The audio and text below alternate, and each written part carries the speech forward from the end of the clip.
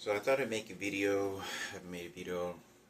I've been making too many, and I've just been studying, hoping to pass this GED. But I got this payment from when I worked at Standard Register, and this is whenever I had my bone marrow transplant many years ago. This is when I was 23. I was 24 when I ended up getting let go, fired intentionally from the company, signed a severance contract. They gave me like $1,000. It was probably one of the worst decisions I made. And I think I had 401k. I think I had obviously good medical benefits when I worked there, and that was it. But I know that I signed up for like several health cares, like whatever the good stuff they had that was for medical insurance and any other programs I usually signed up for, because thinking I was going to work there for the remaining of my life. But they recently sent me a check and saying something about there was some sort of payment that they owed, and they sent me a check that was close to about which had to pay taxes. I called them, making me pass gas. I called the company in Inspiria or something like that. Called them, said that there was an account, some sort of account that I guess grew interest in, and there was money that I had, which I wasn't even aware of. And I think I'd seen the paperwork before, but I just threw it away thinking it was just. But I called them and they said that it was something like $4,000, and I thought, well, that's weird. Which I think I remember seeing this paperwork years ago, but I think I threw it away just thinking to myself, because there's so many things that people have sent me through the mail. There's so much people attacking me and invading my privacy and controlling my life. All my accounts, emails, text messages, phone calls, recording devices, tracking devices, people shooting me with electronic devices. Everything's very confined into the world that I live in by some group of individuals that are stalking me. And because I have no money and the police officers won't get involved, I'm at the complete mercy of whatever they want and want to say. But they sent me some check. It was watermarked, so it was legitimate. But I was thinking, well, at 42 years old, sort of my traveling trips is kind of coming to a close. But especially since now they tell me that I have some sort of mild case of fatty liver, and which is very unusual because I don't drink, and haven't for a very, very long time, not even excessively, for very, very years and years and years. And even before then, I was eating extraordinarily healthy, and which always raises the question of poison. I've been to so many places and so many environments where they're so unsafe, and so many people so vengefully malicious to want me deceased, dead, want to harm me, that it becomes accessible for someone that you'll finally find somebody that, among a lot of people, that will poison you. They will find chemicals like drugs and whatnot to do organ damage, because they know that since I've already had the disease before, they can get rid of my life sooner than expectancy, and they won't ever get caught. All they have to do is cause affliction to the vital organs and have me murdered. But you won't ever hear that, because, I'll just say, it's just my bone marrow transplant. And nobody really knows. You'll never get caught. Whoever's responsible for it will never get caught. And the group of people that did it, I can't tell you how many times I've eaten a meal at a restaurant or gone something at night. Within hours, I'm either throwing up or I get very sick, like with the flu or bronchitis. This has happened dozens and dozens of times. And that's not to say a lot of chemicals and drugs out there that people, and poisons that people can do, won't get you sick. It'll just cause internal damage to vital organs, and they don't ever want to get caught, and which is very frightening. So, but I try to eat as healthy as I can. It's always a terrifying feeling of, I've had a murder attempt placed on me when I was, 31 years old. I was afraid to call the police. there's a long list of things that when you just have a huge population of people that despise and want to hate you, want to end your life, and they want to make their own motives of political power for President Barack Obama or whatever it is for Michael Jackson, because I met him when I was a kid, or excuse the rapes that this individual did to my family, they see me as a problem, and it's to get rid of it. And and usually that is because I have so much evidence and so much truth. They just don't want to look bad in the public eye and want to be looked as bad people when that's exactly what happened. So when you get a whole lot of people, you're very likely to find somebody that's going to do something real bad, nasty, and they will. They'll get down and they'll cook things. They'll boil. I mean, for anybody that knows has ever been involved in drugs, that's a world of ingredients of chemicals that they do. When you boil cocaine, you see these TV. 50 Cent. He used to cook cocaine all the time, crack cocaine. They knew all the chemical ingredients to boil down and whatnot. But you get small portions of that into your body. Very specifically, it damages organs. It may not get you sick right away, but it'll damage organs. And that's what the intention is, because they don't want to get caught. It will completely fall into the trap of, oh, it's just natural, because I won't be able to know who to point the finger to. I won't be able to say. And that's not to say that maybe it could have been. And that's why. My disease. But, they sent me a check. And I thought, well, if I buy a car, the thing is about me is I feel unsafe about buying a car is that, I'm never stable in any home environment. Every place that I live at, it's LBGT community against Hector, against me. And they put everybody in the houses I live in, and they all behave some aggressive, some nasty. Some of them are just ballistically crazy, wanting to vengefully come after me, and I have nothing to do with it. And they want to do it for Michael Jackson. Many people believe they're Barack Obama, and they're in the sense of spirit of Barack Obama. We got to get rid of him, make this miserable person die, and make him suffer under our orders because President Barack Obama, we're doing it for him. And I have nothing to do with it. I won't say anything. I don't know these people. I'm eating alone at a restaurant. I say thank you, excuse me, please. I try not to cause any conflict of any kind. It doesn't matter. They're just vengefully in this motive. Even when I go to the cash register, they'll say things to me referencing threat. Always referencing threat. But it's very dangerous. It's very, especially when the corrupted police officers are involved. And they're being notified because they're all gay there and transgenders, and they get notified for the LGBT community saying, hey, let's get this guy, let's kill this guy.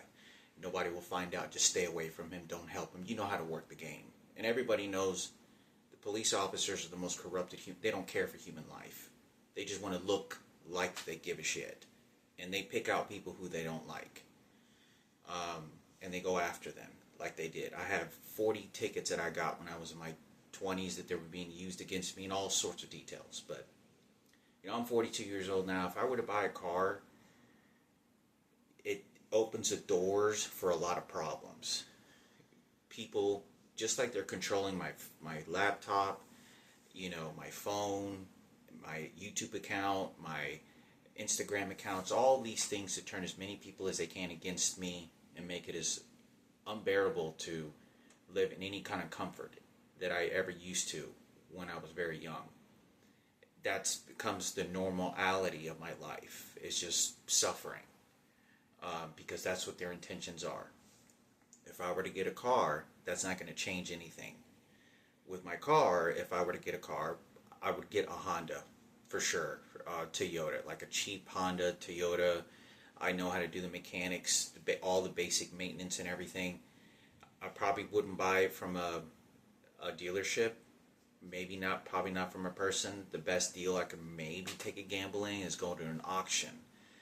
And then they would set those places up when I would buy the car in an auction, make likely to, give me a dud car. Because if I get a dud car and I spent, let's just say I spent $2,500 and I got a good deal. Let's just say I got like a 2012 Honda Accord, 4-cylinder with 140,000 miles. He said, you just shut that door, I can feel the vibrations. And you can feel the electronic devices them shooting at me. But if I were to get a car, buy a car, it's an endless amount of problems.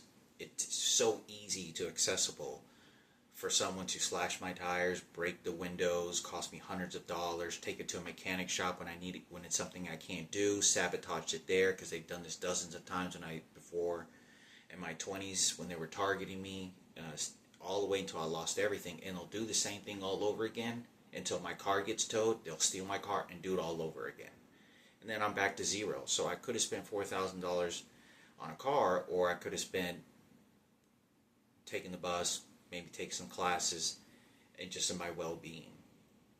But I won't have to take the bus. It's my effort to make my life a little bit better, to live some sort of normalcy. But it's a very big gamble. Obviously they're going to use locksmiths. For those who don't know what locksmiths is, they know how to make copies of keys very accessible. So whoever's spending the thousands of dollars to target me and paying the people to do this to me, it is very easy for them to call a locksmith and say, give me a copy of this car. We'll steal his keys. We'll make a copy. I'll park my car at a grocery store, at a job site. They'll break into the car, put recording devices, tracking devices, any weaponaries that they can use on me to keep me confined to their order, whoever's doing this. Which, to me, it could be it's very dangerous. What's so dangerous about this as well is that I could be driving and they're shooting these electronic devices at me and I get into a car wreck. Not saying that I get killed in a car wreck, but say it just totals my car and I have, an injured body part, broken ribs, fractured skull, paraplegic, broken leg, broken arms, bruises, beaten up, not to mention how traumatized I would have been. And then I'm out the car, and then they'll call the police officers, tell them, remember, the police officers, they show up, and it just squandered like trash. Like my life is just thrown in a dumpster. That's what it is. It becomes very dangerous. But thinking good of people, like I'm supposed to, and I like to, not to think negative of people, I do have to be careful with my life of everything that the people are around me with, because they have very dark intentions. They're so invested in the world that I live in, that they always want to do harm to me. And it's very frightening. You sense the vibes, you sense the details. They tell me very profound details. Every place that these people get a chance to, they're at a restaurant, they're at a grocery store, and they will shout out things to me that are something about my mother, something about my biological father, something about Michaela, something about my dead sister, something about how they want to retaliate against me because they've already chosen the team they want to choose against me. And I won't say anything. And I know they intentionally do it just so that I'm around that environment. Even when I don't want to argue, I don't want to, no confrontation whatsoever. I avoid confrontation at all costs, any kind of it. Because these are strangers to me. And it's like these strangers are being told my personal information, however they're getting it. Obviously, I post everything on Facebook and on YouTube. But nobody does anything about the electronic devices. Nobody does anything about anything that I've talked about with these frequency devices and who has legal rights over my phone to record me and violate me in every way. And it's been happening for so many years that nobody's doing anything, that I don't really have an outlet to go to. The police officers consistently is being reported through the gay community. This is the guy we need to get rid of. This is the guy you need to target. Go after him. And that's the end of life. There's no other conversation about it. There's no human rights. When you get on their bad side, you will never get off that side. They're out for blood. That's it, period. It becomes a personal matter as opposed to a law enforcement just doing his job. And it becomes threatening because I talked about this so many times. Like when that murder attempt happened to me, I had probably like 70 people, I know it sounds such a crazy number, threatening me about what had happened. If you don't do what I tell you to do, I'll send them again. If you don't do this, and these are total strangers.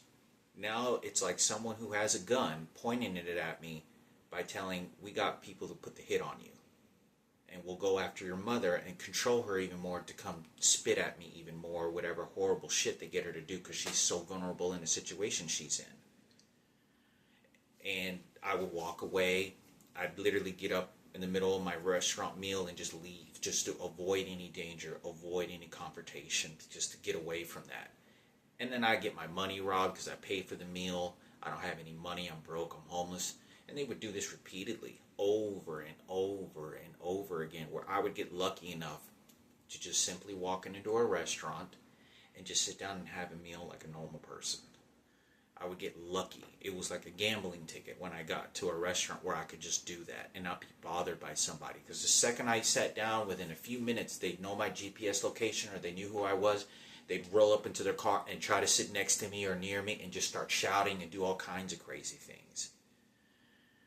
You know, and they had there's no moral rights of any there's no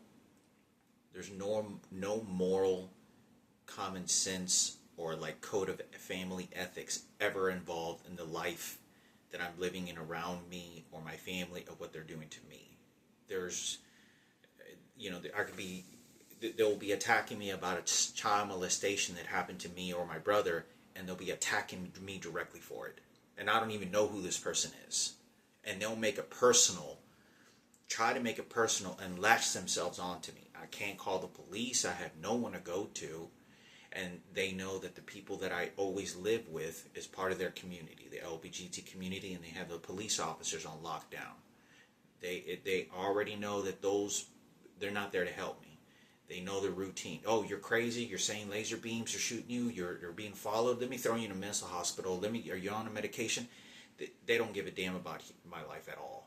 They just want to put it in a cage or in a casket or suffering on the streets. But they're not involved in any care for human life, for me at all, in any interest. They don't arrest people that are doing bad. They target me. And everybody knows because it's just not me.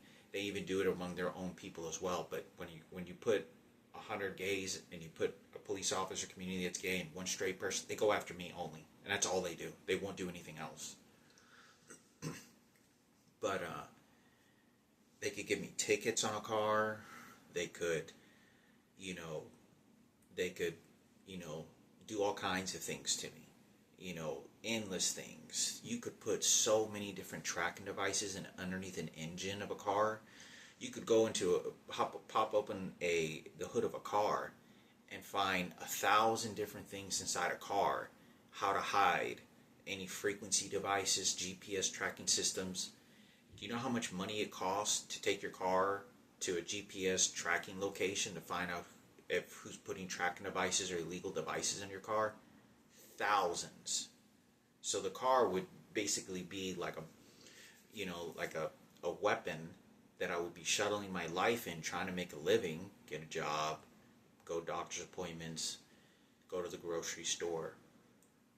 And it will also cut me off from being able to travel. That's for sure. That's one of the things owning a car is I won't be flying on an airplane, going to different cities or going to any places. I'll be in Dallas for good. In most cases, I won't be driving my car out of state because I'll be too nervous for my car not to make it out of state. But it is very, I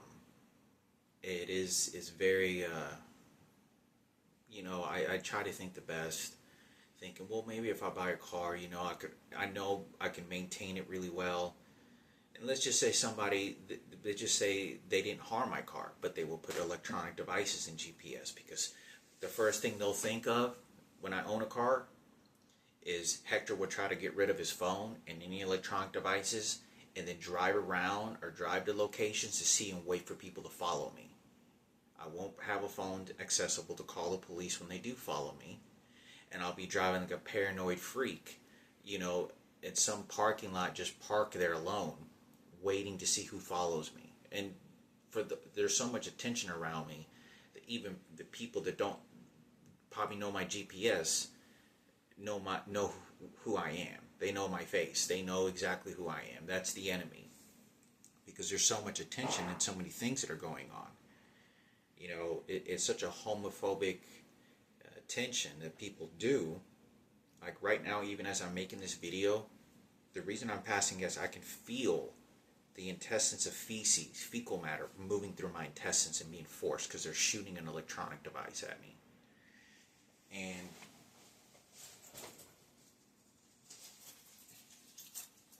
you know, it's very easy for somebody to put some sort of electronic device,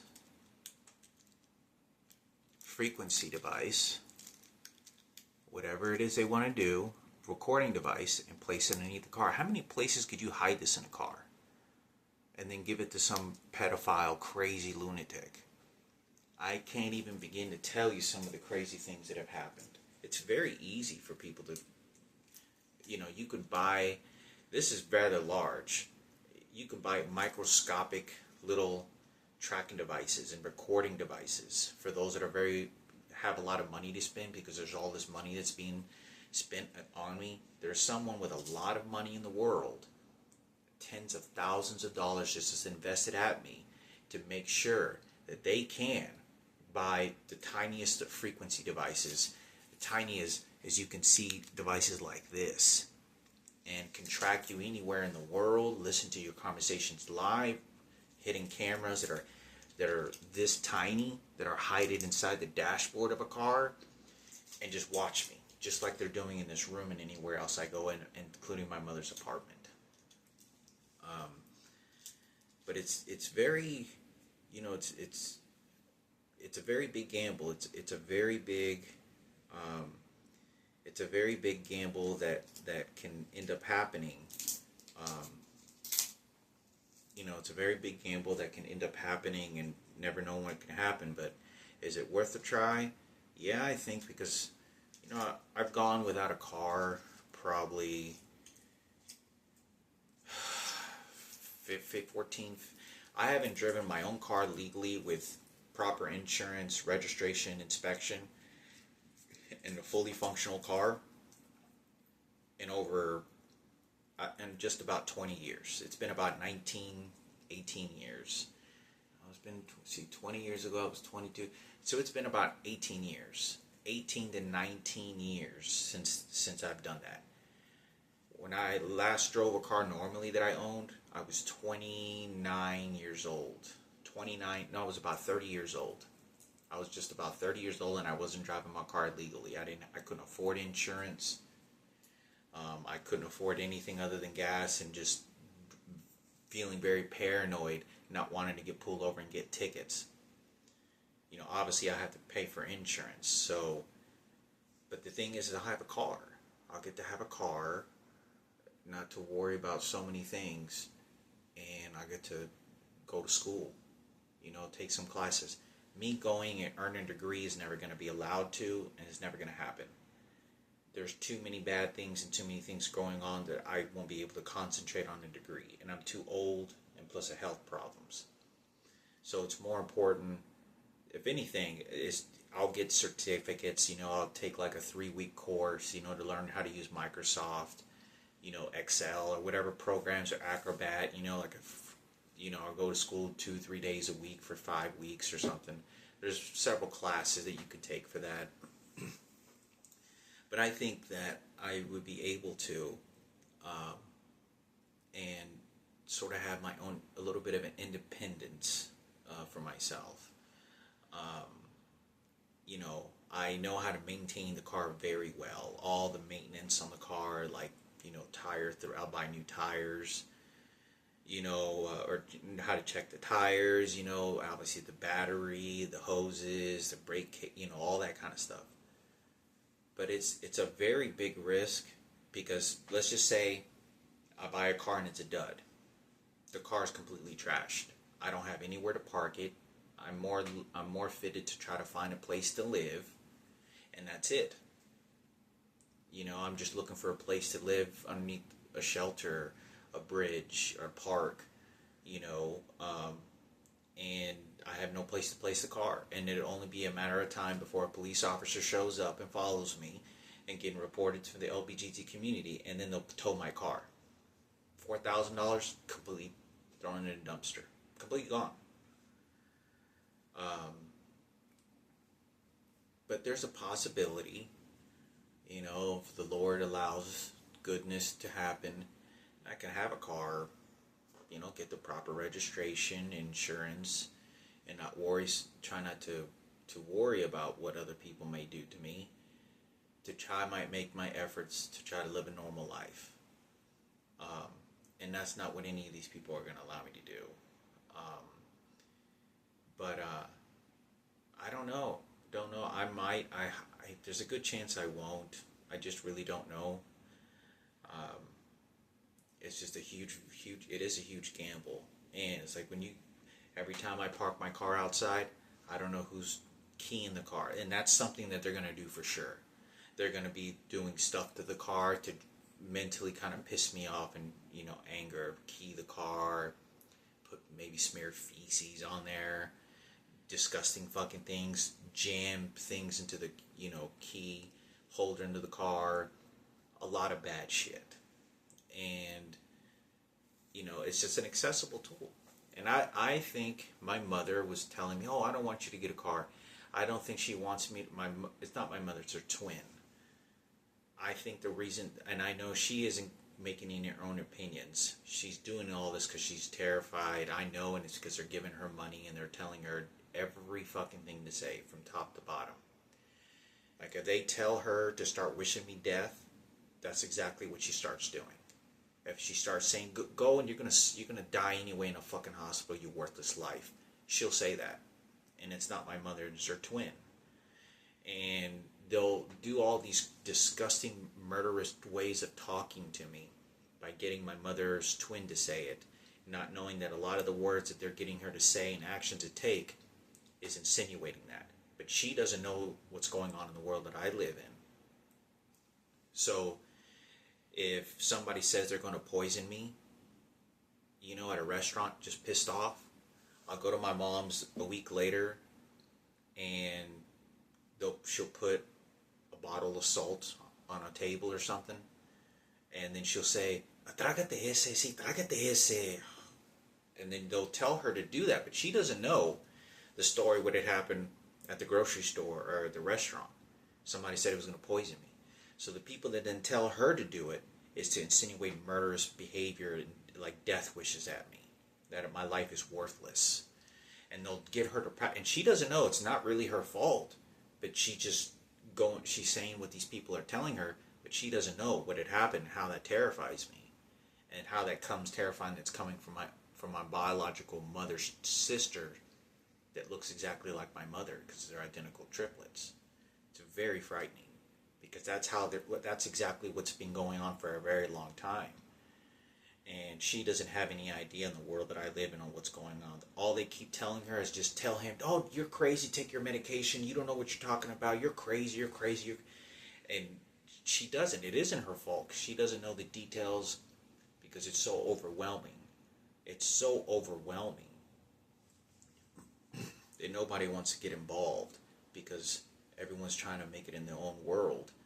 And you have too many people that are just vengefully after me. They don't think of anything else. They wake up in the morning and they're looking for blood. That's what they're looking for. But I can tell, and let me tell you something, every time they pass this, they force me to shit and pass gas, I can sense the feeling in my guts. It is not normal gas that builds up. It is a machine that squeezes the intestines because gas builds up in the intestines and stomach very differently. You can feel the idea that somebody's using, like turns on a frequency of some kind. They turn on some sort of frequency and you can tell they just turn it up and it squeezes the vital organs by force. A lot of the gas is coming out of my body doesn't even smell, which is always in reference of the gas that builds up in the stomach usually builds up a smell That means that it's just air pockets. And the only way that that happens if it's being squeezed, something that's squeezing, or something that's forcing the muscles, tissues to contract. And they do it by control. So if they control this, they can control my brain, my functions, and normality of me trying to function. Just like I'm making this video on how I was talking about a car, and now I'm changing the subjects and talking about what's happening. And it's a way of slavery. But, you know, I don't know really what to do if I'm going to buy a car or not. I might, may not. You know, obviously my body's decaying very rapidly, just laying in this bed, not doing very much. Always finding a job is always 1 in a million. Never expecting to work there long. There are all these things that are against me that people can't really keep up with anything. Nobody cares. Nobody in the straight community, I don't think, gives a damn. Nobody does. I think you have too many horrible monsters and people that are so much control. Nobody, if anything. Sometimes there's miracles. Sometimes there's miracles. You know, it's just kind of like when I met the miracle of Leanne. You know, Cloudsdale, whenever I was in London. She followed me all the way to Alaska. You know, and I talked to her. And years later I saw her in Dallas. What looked like to be exactly her. And I saw her in London. It was one of the craziest things. I saw her in London. And we went on a date together. She gave me a kiss before I ended up leaving. And it was kind of like a long lost sort of love, date that could have maybe turned into something. And I hadn't seen this person in 7 years, 6 years. That's how long ago it was. Where I can tell by talking to her, she knew all the gays were after me, without a doubt. And every time that I saw her, when I was in Alaska, I was inside in Alaska in a mental hospital, because I forgot who put me there. I think it was like freezing outside. I had nowhere to go, so the cops then took me to like a psychiatric ward, which a lot of people that go there it's just like a resting place sometimes, or a lot of the times. And I saw her there, and she was entirely could observe everything, and these homosexuals that were after me. It was crazy. It was wild. She was telling me she was from London, and I was like, oh wow, Anyway, maybe I'll get to see her again, but I don't know. If I buy a car, it's a high chance that money's just going to go to the trash. No matter how much maintenance I do, whatever, it's too much, a lot of potential danger. There's a lot of potential danger. There's no heterosexual females at any of the stores, dentist office, doctor's offices, restaurants, grocery stores, convenience stores, none at all. They've all seemed to disappear completely, which is very terrifying. Yeah, I don't think anybody would want me to have a car, at least probably not for a long time, because they don't want me probably driving, because they'll probably think I'll drive my car to like the really rich white area, or to like a really rich neighborhoods, and then I start seeing heterosexual females in real life, like real women, not these gay transgender community riots of fucking hatred of people coming after me, where I actually see women in real life, and they don't want that. They don't want me to be in any comfort zone, which I couldn't even live in those areas because it costs too much money, and plus no one rents any rooms in those areas, and they don't have buses over there. So that's one of the things. If I were to get a car, they think I may want to go to these really rich areas in these like, $500,000 homes and rent a room for $600. I'm paying $650 here. I pay $700 or $800. I think rooms over there are like $800 minimum. I go there, pay $800 to live in a beautiful neighborhood just to have a room there. They don't want that. because the likeliness you find in heterosexual people there is very likely, and they'll be protective, and they're not in the circumstances of I am, but women directly notice the hatred of what they do, 100%. So it's a gamble, you know. All I know is if I pass my GED, I'm gonna get something to eat, probably at a restaurant. They'll know, and they're probably gonna condition and do something else there too. And then that's it, you know.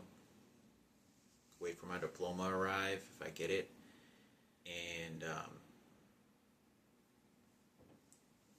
you know, I don't want to think about any other education right now. Me getting a GED is just the beginning, but I will say this, and there's no hope in God. I believe in God, but there's no more hope. I know there's no more hope of me getting a degree. I'm too old. I'm having too many people threatening me, harassing me, shooting me with electronic devices, whoever's responsible, tracking me down, doing all these things.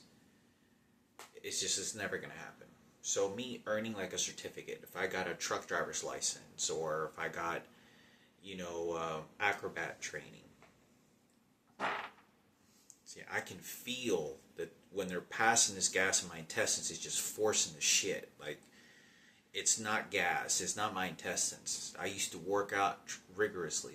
It's someone that's using an electronic device.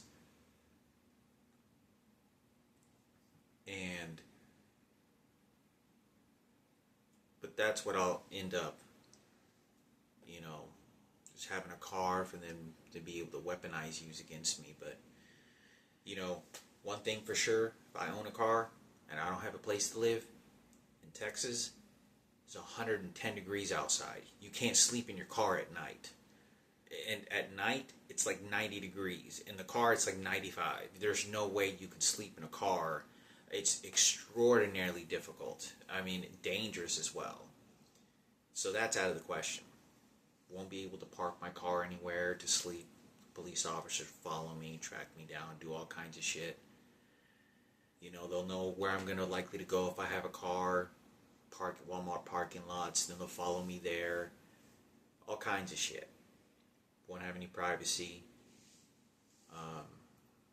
Every time they press this electronic device to make me shit, and I'm driving in my car, or I'm sitting in my car in a parking lot, in the middle of the night, they can immediately force me to shit myself inside the car or somewhere near the area, or having a race to get in my car, turn it on, and go to a gas station to go use a restroom. So then therefore they'll be able to control me even more wherever they fucking want. Wherever they want, they'll just control me even more wherever they want. But it's not like they're doing it already. I do miss having a car so I can do maintenance on it. The basic maintenance and taking care of my own responsibilities. Maintaining a vehicle like I'm supposed to. And I would never own a car ever, unless I know that if I purchase a car, it's going to have insurance, 100% guaranteed, and it is going to have the proper registration, the proper inspection, and maintenance on the car. That's for sure. It will be on the car. I won't ever take a chance anymore, ever again, getting any possible more tickets due to any of those faulted area situations. That's for sure. But it's wild, it's very, I don't think they want me to have a car. It's been, just to even be able to hold the steering wheel and drive my own car to go to a grocery store or go to a restaurant, drive to a location is a very big privilege, because I haven't driven a car like that legally on the road in 20 years, almost 20 years. And I'm 42. I'm a cancer patient. I'm probably someone more than anyone else that probably needs a car while I still can, so I can make it to doctor visits, very safely and very well, even more effectively and comfortably in my own privacy. one of the things of having my own car, if I get diagnosed with a terminal cancer, or they tell me my liver's failing, I'll be able to experience those emotions the way it should be in the privacy of a patient, as opposed to, okay, Hector, they tell me you have severe liver failure, fatty disease, you have an estimated 8 to 17 months to live. You're going to need a liver transplant. Since you've had a transplant before, you're on a very dangerous risk that it's going to reject your liver. You know, we have to wait for somebody else to die to give you a liver. Otherwise, if you don't get a phone call, you're going to die. And I walk out of the doctor's office and I get into my own car. At least I'll be able to experience that instead of getting on the bus and having the bus driver and all the people inside the bus laughing and pointing at me. That when I get on that bus and I'm in tears, I go to a restaurant to get something to eat, and the waiter spits at me and says, "Hey, yeah, you're going to go to hell. This is the gay community. You know how we run things." The disgusting things you can't even imagine will be said to me. I have right now some sort of mild case of fatty liver is what he said. It said it had some stiffness in the liver, which is the liver, for those that don't know, it's supposed to be soft, but it's hardened. And that's because of damage. I don't know if they call that scarring or if it's reference to that. And I'm still being shot with electronic devices. This individual, one of the people here that I talked about, one of the black guys is driving the Honda. For those that don't know, he got into the bathroom one day, and I'm walking right past the bathroom, and he sort of just comes out of the bathroom, and he goes, and he spits at me. I promise to God. And he spits at me. And I don't say anything, and I just kind of just stay quiet. And I'm thinking of God. I'm like, God, you know what this murderous piece of shit is doing. I didn't say piece of shit, but I said, God, you know what this person is doing. Like, I'm a cancer patient, and have fatty liver disease. Or not disease, but this fatty liver that can be fixed in some cases. I don't know if all can be fixed, but the stiffness in the tissue can't. And this person is spitting at me with the intentions to fight for Kenneth Cooper at the radio station for 97.9 The Beat for the niggas. And they tell these people to show up, and he's targeting my mother. Within a couple of days, next time I go to my mother's, I'm sitting at this table, and they tell my mother to spit in a certain direction, and it's because this guy spit at me. And my mother just goes like, she goes, and she goes like that. And I don't say anything, I just kind of look away because I know they're telling her to do it. And I didn't tell my mother that. I didn't tell my mother that this guy spit at me. But they tell her to then go ahead and clean up. Now do this to Hector since we can spit on him. So since this guy spit on it, go ahead and spit on him. So this faggot, this black guy here, he is head over heels for Kenneth and fighting for Kenneth Cooper, not DJ Keno. Head over heels.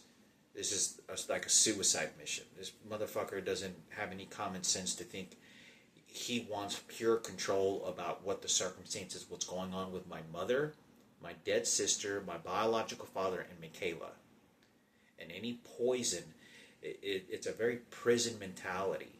I know, like, for those that know who've been in jail before, in prison, know that when the vibes in there get really bad, it's animals. It's, that the disgusting things that goes through a person's mind of that type of environment, and then they learn those traits when they get out into society. When you're in jail, you don't have weapons, they use feces, and they'll smear it all over the fucking walls. They do some of those craziest fucking things you can imagine. Urine, all kinds of, think about very creative, disgusting things to do to their victims. And this is what this person was doing. I'm not saying that that's what they were doing, but that's what the mentality, the vibe was. And I didn't say anything, just spits. And then my mother, spits in a different direction, not at me. And I don't say anything, and I'm just thinking, oh God, I know you can witness about what this individual is doing. What this individual is doing to me and his gay team and for Kenneth. I don't know who this person comes from or where he's from, but someone is sending him, and he's an identical twin or a triplet as well. But it's a for the blacks. It's a all the for that's the only reason why it's a black race, Black Panther motive. I don't say anything, and I kind of think of the reference of sometimes what Jesus tells us. When someone spits at you, when someone slaps you, let them slap the other cheek, because God is watching and He'll deal the punishment when it's over with in the afterlife. It doesn't go unpunished. It doesn't go unwitnessed. Obviously, those are drastic measures, right? But it's just to show you the treatment environments, all kinds of environments. I don't use the kitchen, for those that don't know. I don't use the kitchen at all. I just get water there, and I don't really do any cooking at all, ever. Maybe I've cooked maybe once this entire time that I've been here, the last 2.5 months. I'll just get in my little stove here, cook beans, and get a burrito down the street, bean burrito, and eat beans and whatever little things that can fit in this fridge from the dollar store. It is try to stay healthy, but there's a lot of crazy things. I do miss having be able to drive a car, and I'd like to be able to go to O'Reilly or AutoZone, pick out little things. Because if I'm living in my car, for some reason I can't afford rent, which is very likely to happen. If I do own a car, is all my extra money that I do spend after rent will strictly go to maintain my car, and it'll leave me with even less money for myself. If I'm paying, like right now, $650 for rent, I get $1,400 for disability. Then what happens is, that leaves me about $500 roughly to spend freely on myself if I'm only eating beans, to about $400. Gas on a car minimum is going to be $100 a month. I mean, that's even if I barely even drive the car. $100 like a month. I spend about $100 a month. That's guaranteed. Insurance, probably about $100, $80, just depending on the situation, right? Insurance and whatnot. If I get full coverage liability, that's like $200 on top of any maintenance I have to do. After I do all the maintenance and everything. So I'll be spending $200 less out of my pocket just to have the car parked.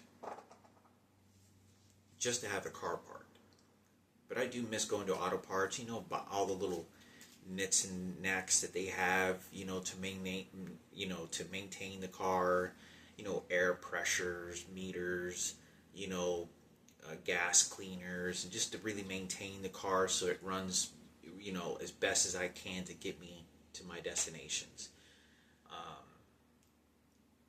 And maintain it as long as I can.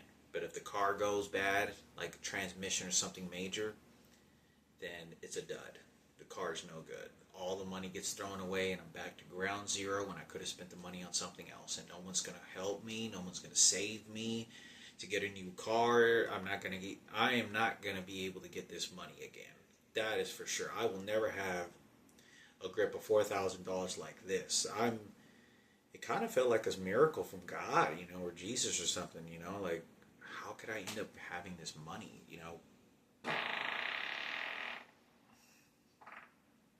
I can feel somebody squeezing my intestines on purpose, like pushing out the feces, and it's just pushing any air pockets in the intestinal lining of my guts.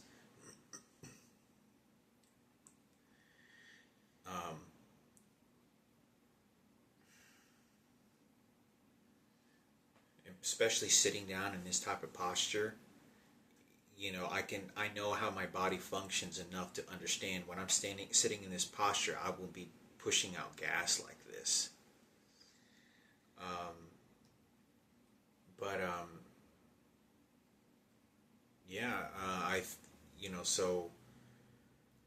Going to like AutoZone, buying cool little windshield wipers, buying some little super, battery cables, whatever it may be. Um, kind of trying to live a normal life. Most guys enjoy building maintaining cars. You know, um, I'm not doing anything. For me, it's all about health of the car, maintenance, and that's it. I don't care about smudges and here and that crap. It's just as long as it's drivable legally on the streets and a very good, efficient running car, I don't care. Because I can take care of all the different maintenance things in the car. You know, I don't know what they put in the cars now. But it's basically a weapon that I could be driving around to different places throughout the city of Dallas and then be followed. And I don't think they want that because they'll think I'll probably go to like Stonebriar Mall or I'll go far up north in Plano. They don't want me there because these people have prevented me from ever living a normal life, being around normal people. They don't want it strictly hyenas circling around me, gays and trans and riots. It's very nasty. I can't even tell you. You don't understand. You come across too many people. You come across bad. You're gonna come across people that are mentally, emotionally, they feed off of that. And they will put cyanide in your fucking food. They will boil a household chemical like they do in prison and put 4 or 5 drops into your fucking food, and you won't even realize or taste it or get even possibly severely sick. And it does permanent damage to your fucking organs. And they feed off of that. Just put a little bit of poison. Here, let me just do this to Hector. This is what we're gonna do. I get something to drink and be like, I told Adam I like this guy. Show him talk about our gays. Patricia's angel. We love Kennedy. Put poison. And you won't even realize what the fuck is. You won't realize that this is a household burnt chemical, liquid chemical they boil refined to. Or something maybe they just grabbed or got, or that isn't bacteria to get me sick, is to purposely to put damage into the vital organs. Very, very dangerous. And I can't tell you how many times people have spit in my food. I've opened tacos, I've opened burgers, and they have put hair. It looks like they have done shit to it. Where you can't even sit down and have the experience of eating at a fucking restaurant. You can't. At so many times, I can't tell you how many times I get a meal knowing that they could have even more accessible to spit at me or spit poison or some disgusting bacteria, but I didn't want to eat at the restaurant because at least I can eat in peace on the floor behind an alley. And that's how I lived, because I wasn't allowed to sit down at a restaurant. Because of these gays, Ken Cooper's riots and Kenneth, people fighting for Sarah and the gays and fighting for Miguel who raped the shit out of my brother Frankie would show up and like, he's a hero, he's angel and Jesus, like, and I'm not talking about it. I'm not bringing it up. It was nonstop, like, and they don't care. Like, they don't have no moral ethic codes of how, if that was your son or your child that got raped the fuck out of, how would you think that'd make you feel? Instead, they just feel sorry for, just because he's a nice teddy bear and he was a hero, we're going to make him a hero. He gets a normal life with his wife, and they don't care. And, it's very dangerous, I like to always, do a prayer. I had to stop praying to every single meal I ever got at any restaurant. I always give a small prayer. But I had to stop doing that because they were threatening me so much and shooting me with electronic devices that I couldn't even pray to God anymore. And then when I did, they started conditioning me in crazy things, in crazy ways. So, like, if they knew that I was praying, like, before I got, like, a taco or a Popeye's chicken or whatever it may be, they would wait for me to pray, and the people on their phone, they'd get on their phone and be like, all right, so just make sure when he sits down, throw the food at him on the counter, and then act like Ken Cooper and Sarah Cooper, or act like Kenneth Cooper at the radio station. And so they'll turn on their little radio and be like, yeah, I heard that, and they'll throw the food. And you hear the radio, right? Because the Kenneth is on the radio, or used to be with Head Crack, and they'll throw the food at me on the counter, knowing that when he sits down, he's going to... And it's a very calculated... It's fucking crazy in how mentally invested they are in such turmoil, you know? But anyway, hopefully I'll be able to get this car. If I do get a car. There's a possible chance I get a car at a used car lot, which is very dangerous as well, because you always get ripped off. Any time you buy a car at a used car dealership, you always get ripped off. Every single time. I mean, those cars that you buy, they buy at auctions and they fix them up. And they're able to take that gamble. But I could get a very nice car. I may get lucky. Chances probably not in my favor. But I could get lucky enough to get a decent car that just has a good engine and transmission at a car auction. You know, for $2,000, you can get a pretty nice car. You can get a pretty decent, nice car for, at least in my opinion, for what I've seen. You can get probably 2010 Honda Accord, 150,000 miles for probably like $2,000 at a car auction. But if the engine in the car and everything's fine and it's just all just dirty and just got to do maintenance, I got a really good deal. I just have to, I'll have to, regardless of anywhere I go to buy a car, I have to buy a brand new replacement, really good, powerful battery to make sure the car gets plenty of, you know, that's not a problem, that it doesn't have enough power. I have to get the best oil. That's the first thing I'll do. I'll do my own oil change. I'll buy the best air filter. The best air filter is like $25. The best oil filter is something like $15, $20. To get the best oil, you either get Castrol or you get Royal Purple, and each of those quarts, they cost somewhere around... It makes me mad every time they push this button. It makes me shit because I can feel them controlling my intestines. Every time, you know, like I was saying, if I get any oil, those are about $15 a quart. Oil. Like if you buy Castrol oil or Royal Purple, it's like, I think the last time whenever I was in my 20s, late 20s, buying Castrol oil or Royal Purple, I think it was like $12 a quart. That was back then. I was like over 10 years ago. So it's probably about $15 to $14 for a quart. So I'd spend like $60 just on an oil change. So, you know, just on the oil containers. And then probably like another $20 bucks on an oil filter. You know, and then I have to do all that stuff. But anyway, I thought I'd make a video on this. I don't know. I think it may be, you know, I don't really have nothing so much to lose, you know. Nothing really going for me. I'd like to be able to go attend school and classes. I don't think I could repeat. There's no more hope for me to be able to get a degree. It's never going to happen. With the electronic devices, never going to happen. Never.